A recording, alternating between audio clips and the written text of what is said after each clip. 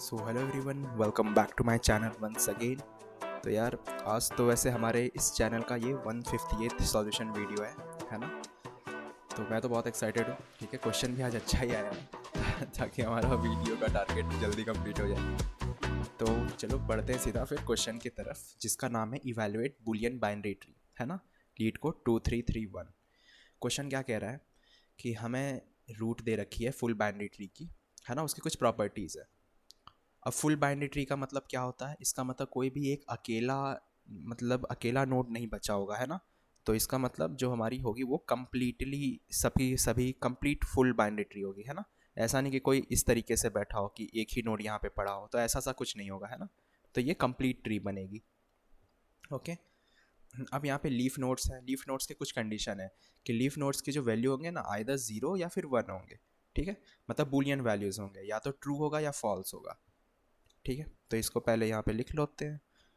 Leaf nodes जो होंगे यहाँ पे या तो ट्रू या फॉल्स होंगे। ठीक है।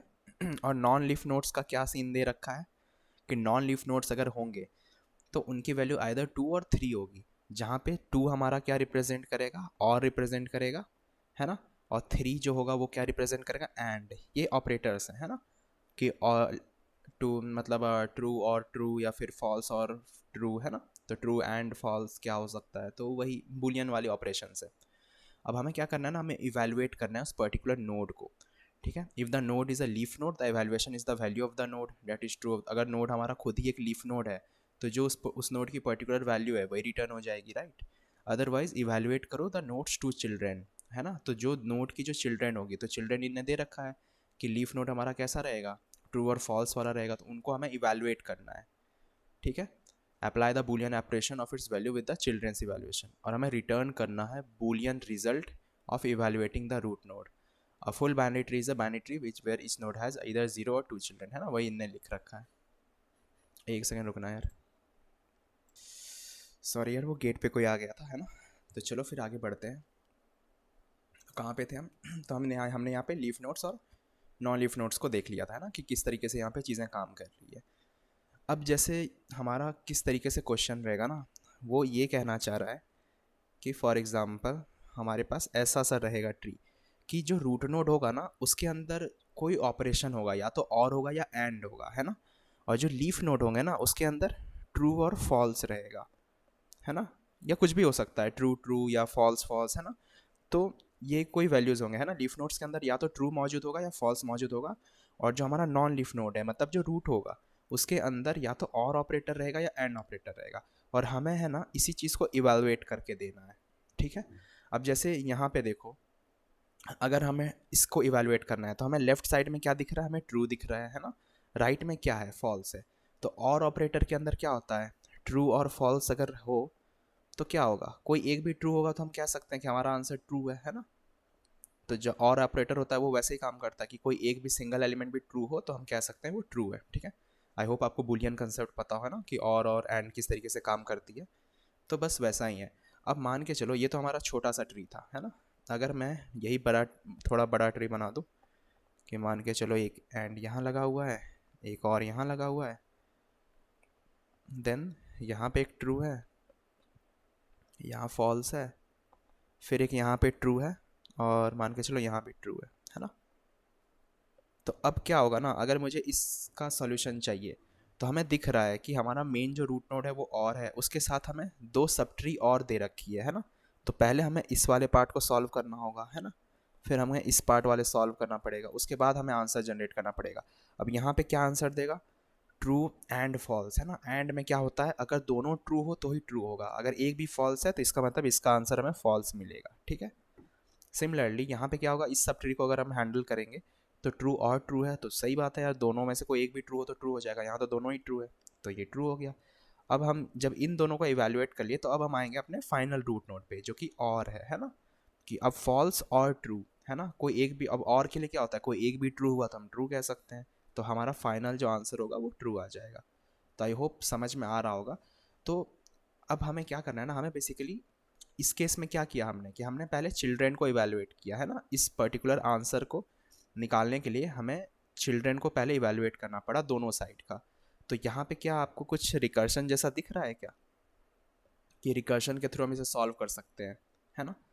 कि यहाँ पे भी ये था, पहले अगर छोटा ट्री हो तो हम डायरेक्ट सॉल्व कर ले रहे थे, है ना। लेकिन अगर इस केस में जैसे इस तरह का ट्री हो तो पहले हम लेफ्ट वाले साइड को इवेल्युएट कर रहे थे, ये इसे सब पार्ट में तोड़ लो, है ना। कि इसे सब पार्ट में तोड़ो, कि पहले हम लेफ्ट वाले के लिए कॉल कर रहे थे, फिर राइट वाले के कॉल कर, फिर जो इनका आंसर आया ये फॉल्स और ट्रू बन के आ गया, है ना, ये भी बुलियन में आ गया, फिर इसको इवेल्युएट करें तो रिकर्सिव जैसा हमें दिख रहा है कि हम रिकर्शन के थ्रू इसे सॉल्व कर सकते हैं, ठीक है।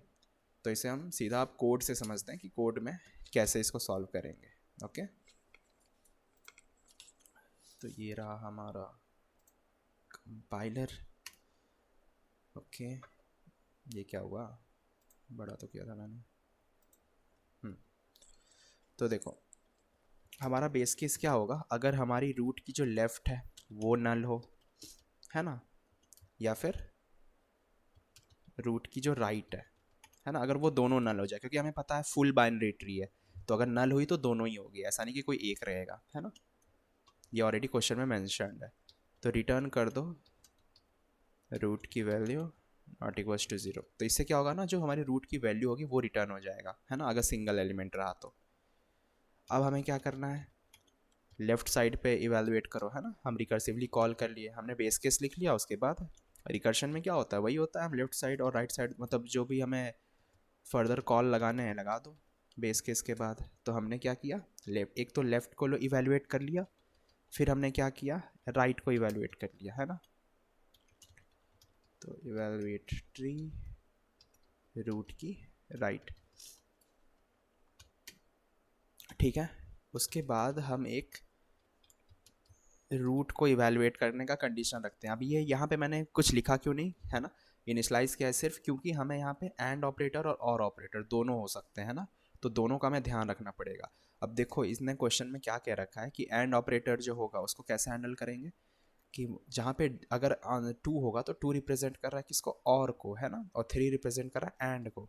तो उसी तरह हमें लिखना पड़ेगा कि अगर हमारी जो रूट की वैल्यू होगी, है ना, अगर वो 2 है तो इसका मतलब वो क्या है, और ऑपरेटर है ना। तो जो हमारा रूट की इवेल्युएशन होगी उसके अंदर हम क्या करेंगे, और ऑपरेटर लगा देंगे, है ना, कि लेफ़्ट को इवेल्युएट करो और राइट को, है ना। तो और ऑपरेटर में ऐसे लिख सकते हैं, और एल्स में एक ही कंडीशन होगा, एंड ऑपरेटर ही हो सकती है ना।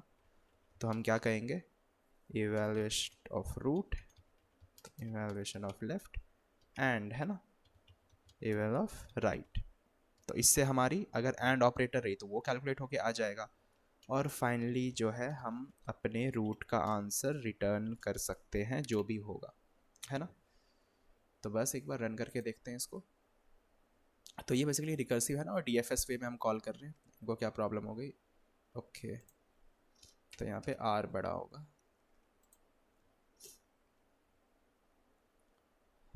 चलो तो कैमल केस का इशू था, एंड इट बीट्स 100%, ओके। तो आई होप ये सॉल्यूशन क्लियर होगा, है ना, इजी सा ही प्रॉब्लम था, इसमें किसी को कोई डाउट नहीं रहनी चाहिए, है ना। तो ये मैंने रिकर्सिव वे से किया, आइटेटिव वे से भी आप लोग कर सकते हो, है ना। तो रिकर्सन मुझे ज़्यादा पसंद है थोड़ा, इसलिए मैंने इससे कर लिया, तो कोई प्रॉब्लम नहीं है। तो बस यार आई होप ये सॉल्यूशन क्लियर होगा सभी को। बाकी फिर हम मिलते हैं अगली वीडियो में, तब तक के लिए keep learning, keep coding, keep exploring, see you guys in the next video and do like share and subscribe that channel, okay. मिलते हैं यार अगली वीडियो।